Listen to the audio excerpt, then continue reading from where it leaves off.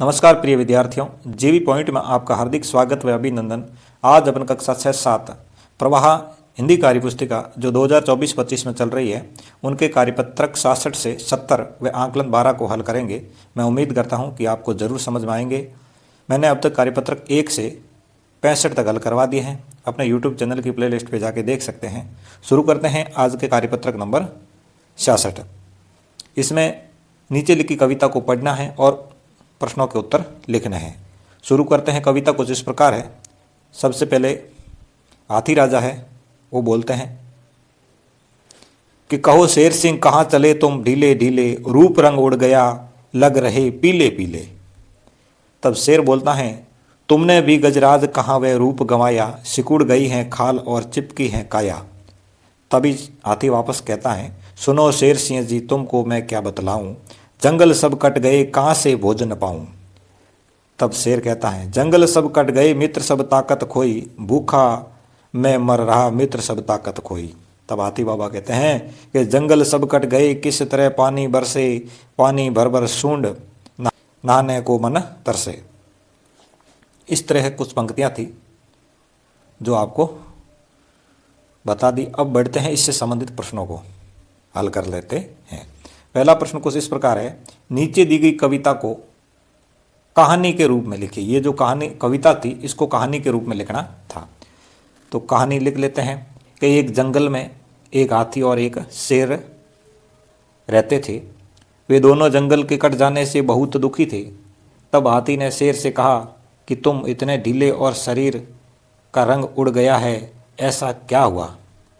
तब शेर ने हाथी से कहा कि तुम भी मेरी तरह कमज़ोर हो गए हो।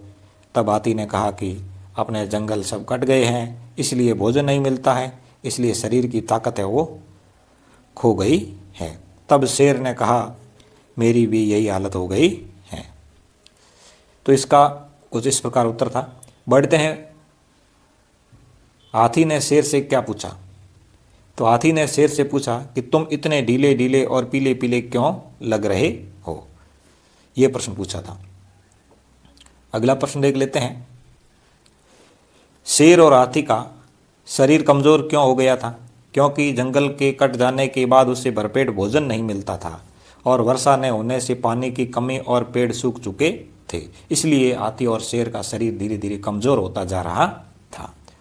आगे जंगल कटने से जानवरों का क्या नुकसान हो रहा था। तो जंगल कटने से जानवरों के प्राकृतिक आवास कम होते जा रहे थे और जंगली जानवरों को भरपेट भोजन नहीं मिल पा रहा था। वे स्वच्छंद आनंद नहीं ले रहे थे और जंगली जीव जंतुओं को हो रहे थे। आगे कार्यपत्रक नंबर 67 गद्यांश व पद्यांश को पढ़ करके प्रश्नों के जवाब देने हैं। तो पढ़ लेते हैं सबसे पहले गद्यांश को। संदेश भेजने के लिए पत्र का प्रयोग कई सदियों से होता आ रहा है, लेकिन अब तो लोग ईमेल से भी तुरंत संदेश भेज सकते हैं। इंटरनेट नाम के कंप्यूटर के महाजाल की वजह से यह संभव हुआ है। आपने कंप्यूटर के बारे में तो सुना ही होगा, आपके स्कूल या किसी दुकान में शायद आपने इसे देखा भी होगा। वीडियो दिखाने वाला स्मार्टफोन भी एक तरीके का कंप्यूटर ही है। अब इस गद्यांश से संबंधित प्रश्न है उसे अपन हल करेंगे। पहला प्रश्न जो है, क्या आपने कहीं कंप्यूटर देखा है, अपने अनुभव को लिखिए। तो हमने कंप्यूटर देखा है, बिल्कुल। हमने ई मित्र की दुकान पर कंप्यूटर देखा था। हम अपने फॉर्म भरने जैसे जन आधार कार्ड बनाने से संबंधित परीक्षा का फॉर्म भरने, छात्रवृत्ति फॉर्म भरने इत्यादि कार्य करवाते हैं। तो कंप्यूटर से अन्य कई प्रकार के कार्य किए जा सकते हैं। अगला प्रश्न आया 2 नंबर कि पढ़ाई व उपयोगी जानकारी हासिल करने के लिए इंटरनेट किस तरह उपयोगी है, ये बात लिखनी है। तो इंटरनेट के माध्यम से हम किसी भी अज्ञात चीज़ की जानकारी प्राप्त कर सकते हैं, किसी प्रश्न का उत्तर ढूंढ सकते हैं, पाठ्यपुस्तक सामग्री देख सकते हैं, हम पढ़ाई कर सकते हैं, समाचार प्राप्त कर सकते हैं। ये सब इंटरनेट के माध्यम से हम कर सकते हैं। अगला प्रश्न है 3 नंबर कि ईमेल को और क्या कहते हैं। तो इलेक्ट्रॉनिक मेल कहते हैं। ई का मतलब होता है इलेक्ट्रॉनिक और मेल का मतलब मेल होता है। यदि आपको अपना ईमेल पता तैयार करना हो तो अपने पते के लिए नाम चुनेंगे, जैसे चंपा चौहान 123@gmail.com। इसी तरह आप भी अपना नाम चुन सकते हो। ये gmail.com में ये लगाना होता है। कार्यपत्रक नंबर 68, इसी में गद्यांश है, गद्यांश को पढ़ना है फिर जवाब देना है। गद्यांश कुछ इस प्रकार है कि सीवी रमन भारत के प्रसिद्ध वैज्ञानिक थे। वे बचपन से ही दिमाग के धनी थे। उन्होंने अपनी पूरी शिक्षा भारत में रहकर की। बाद में उन्होंने कोलकाता के साइंस कॉलेज में प्रधानाचार्य के पद पर कार्य किया। उन्होंने विज्ञान के क्षेत्र में नए नए प्रयोग किए। प्रकाश किरणों पर उनका शोध कार्य रमन प्रभाव के नाम से प्रसिद्ध हुआ। पूरे एशिया में सीवी रमन पहले व्यक्ति थे जिनको विज्ञान के क्षेत्र में नोबेल पुरस्कार मिला था। तो विज्ञान के क्षेत्र में नोबेल पुरस्कार प्राप्त करने वाले सीवी रमन के बारे में ये गद्यांश था। अब इससे संबंधित प्रश्नों को हल करेंगे। सीवी रमन कौन थे? तो ये एक वैज्ञानिक थे। सीवी रमन एक क्या थे? वैज्ञानिक थे। प्रधानाचार्य के रूप में किस कॉलेज में कार्यरत हुए? तो साइंस कॉलेज कलकत्ता के अंदर कार्यरत हुए थे। उन्हें विज्ञान के क्षेत्र में कौन सा पुरस्कार मिला? तो उन्हें विज्ञान के क्षेत्र में नोबेल पुरस्कार मिला था। अब देखते हैं प्रश्न नंबर 2 को। कहानी के आधार पर नीचे दिए गए वाक्यों को सही क्रम में व्यवस्थित कीजिए और शुरू से अंत तक की घटना को 1 से 5 के क्रम में लगाना है। तो इसमें आप देखोगे कि प्रकाश किरणों पर उनका शोध कार्य रमन प्रभाव के नाम से प्रसिद्ध हुआ। बाद में उन्होंने कलकत्ता के साइंस कॉलेज में प्रधानाचार्य के पद पर कार्य किया। उन्होंने विज्ञान के क्षेत्र में नए नए प्रयोग किए। उन्होंने भारत में रहकर अपनी शिक्षा ग्रहण की। सीवी रमन भारत के प्रसिद्ध वैज्ञानिक थे। तो सबसे पहले तो यही होगा, सीवी रमन जो है ये भारत के प्रसिद्ध वैज्ञानिक थे, पहले नंबर पे ये लगाना है। दूसरे नंबर उन्होंने भारत में रहकर अपनी शिक्षा ग्रहण की, ये लगाना है। तीसरे नंबर पर उन्होंने नए नए कार्य किए, ये नहीं कह करके तीसरे नंबर में लिखोगे। बाद में उन्होंने कलकत्ता के साइंस कॉलेज के प्रधानाचार्य के पद पर रहे।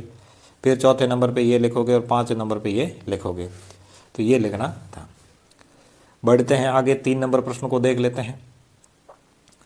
3 नंबर प्रश्न जो है, शब्दों को सही क्रम लगाकर वाक्य पुनः लिखिए।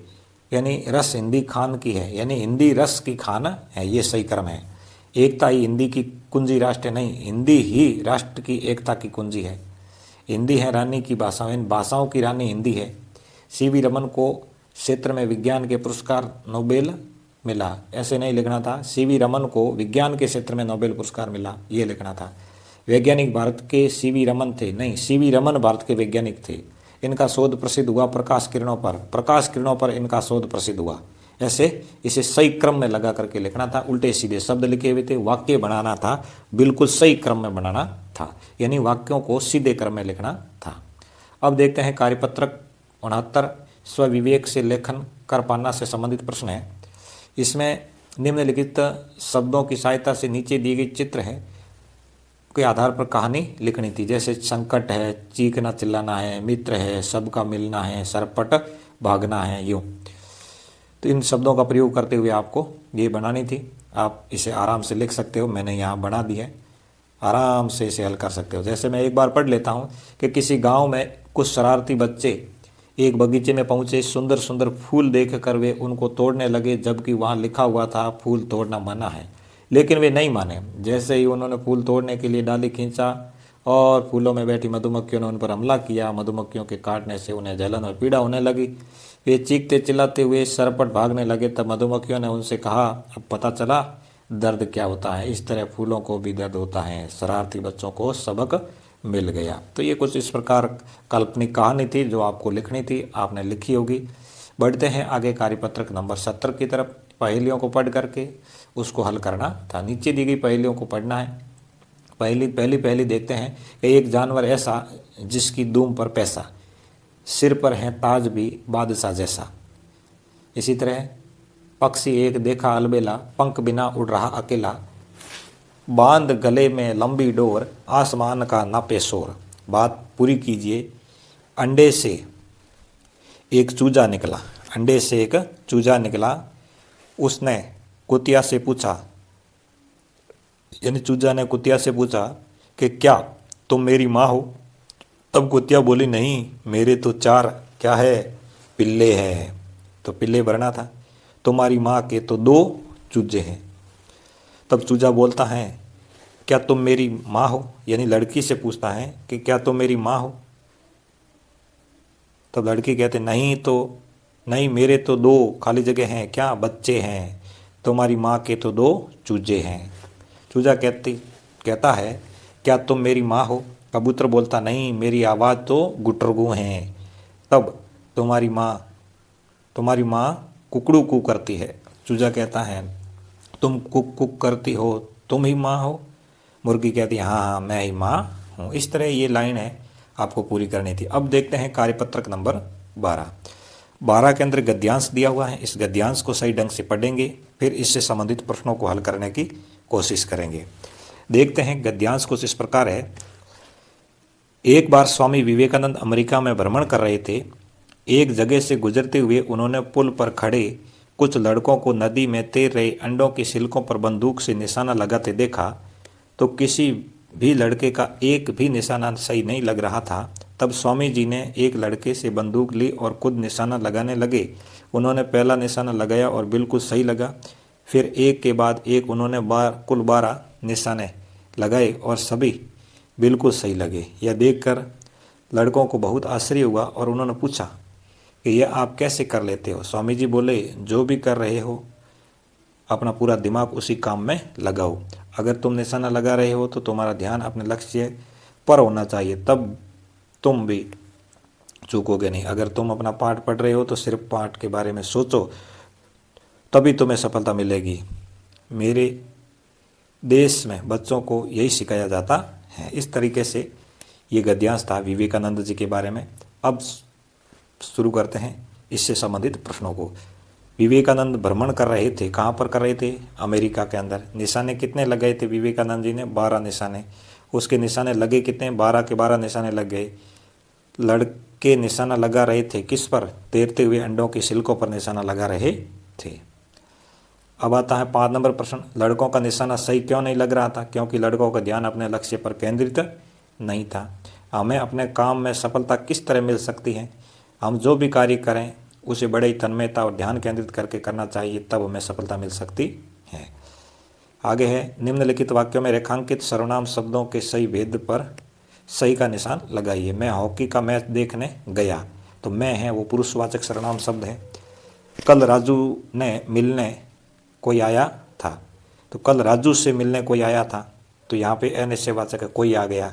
यह मेरा घर है, पुरुषवाचक हो गया। ईमेल का पूरा नाम होता है इलेक्ट्रॉनिक मेल। इसी तरह आज के कार्यपत्रक अपने पूरे हो जाते हैं।